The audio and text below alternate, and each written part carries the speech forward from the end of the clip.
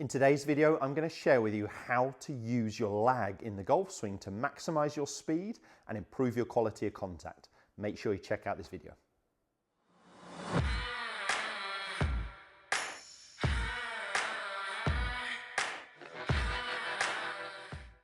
Welcome back to the TruGolf Academy. You've joined me, Jon Watts, today in our indoor golf studio. And today's video, as I mentioned there in the intro, is all about using the lag in your golf swing. So a lot of people are creating it, but throwing it away or not using it at the right point. So I've got a real vital drill, quite a simple drill, to help you maximize your speed at impact and improve your quality of contact.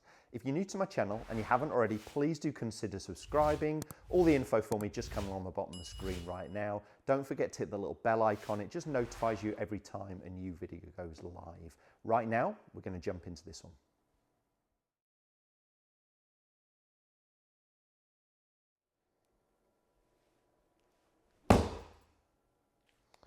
So what we've got to be able to do is use our wrists correctly on the downswing to maximize our speed and improve our quality of contact. And this is a great exercise, just using an impact bag. Now, without something like this, if you just could get an old cushion, something quite big that you can hit into, that would do the job.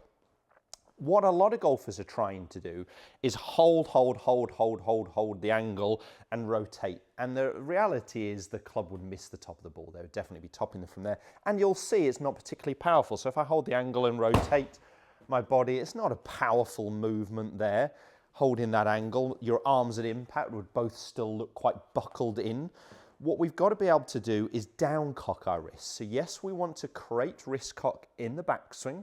We want to hold some of that in the start of the downswing, but we've got to let it go into impact. The same way as throwing a ball or skimming a stone.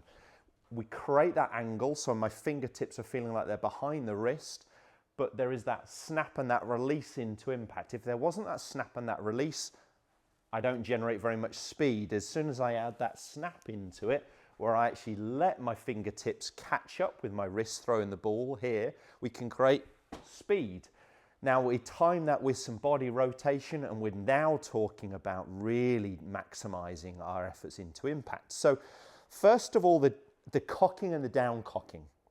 We want to feel like we can cock our wrists up, and we want to feel like we can down cock our wrists into impact. So I'd start with some little half swings, trying to create a 90-degree angle by halfway back in the backswing, and I want you to feel like we then let that gradually go into impact by feeling like the club is catching up with our hands. We are releasing that angle of our trail wrist. So the trail wrist can be a real good focus point here. I feel like the fingertips, the knuckles are slightly behind, but moving to about level with by the time I get into impact, that slapping movement that we're trying to create. So 90-degree angle, let it go into impact. You can see that is, or hear that is quite a powerful move. So once I start doing that and then add some rotation, which is the timing part, so I want that movement with some body rotation. Now we're really starting to talk about using some forces and generating a lot of power. So an impact bag's great to start with. As I said, could just be a cushion of some kind that you could hit against at home or in the garden. Yes, we want that wrist cock.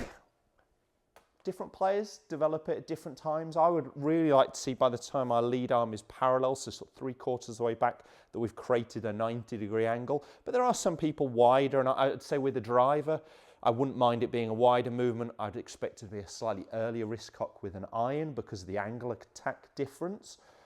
But there are different players doing it at different times. The reality is we want to maintain that angle until at least halfway down when our lead arm again is pretty much parallel to the ground or getting closer to hip height. But we have to down cock our wrists at some stage. We cannot hold it and turn. So, you know, I've done a video talking about throw and turn before, very relevant, and I'll put a link just into this one. I filmed a couple of years back. Sort of on the same idea here, creating this angle, keeping the angle, but letting it go at some stage. And if we can time it with the rotation, that's how we can start to generate some speed and some force. So then I would go into some little half swings. Let's do it without the body rotation first. So feel like we can create our our 90-degree angle, our wrist cock to halfway back. And down cock our wrists into impact, okay? So that stage you're going to feel like the club is passing your hands. Obviously it's happening almost through impact here. Once we add that body rotation, it's going to feel very different. So the same feel in the backswing. Down cocking and adding some rotation. So cock the wrist back, down cock, and add some rotation. Now we're starting to get that real feel of what impact is like, and we could always build up the swing. So now if I just went to a slightly longer movement, almost to left arm parallel, I'm still going to get that feeling of I've created this 90-degree angle by the time my left arm gets parallel. I'm letting it go into impact. If I wait a couple of seconds, we can see the ball flight. Right.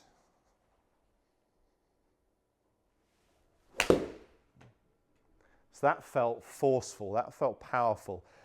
I'll have to look back on camera, but really felt like I created some angle in the backswing and I was allowing it to go into impact as I increased some body rotation. And for what felt like, it felt like a half swing, obviously it's a little bit beyond that.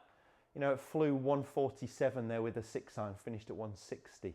So there's some speed to be generated by using our wrist correctly. As I said, a lot of golfers are throwing it away early or maintaining it so long they don't know what to do at impact. So we've got to actually allow our wrist to down cock into impact, to use that speed, the same as throwing a ball, skimming a stone. Let me finish with one full swing.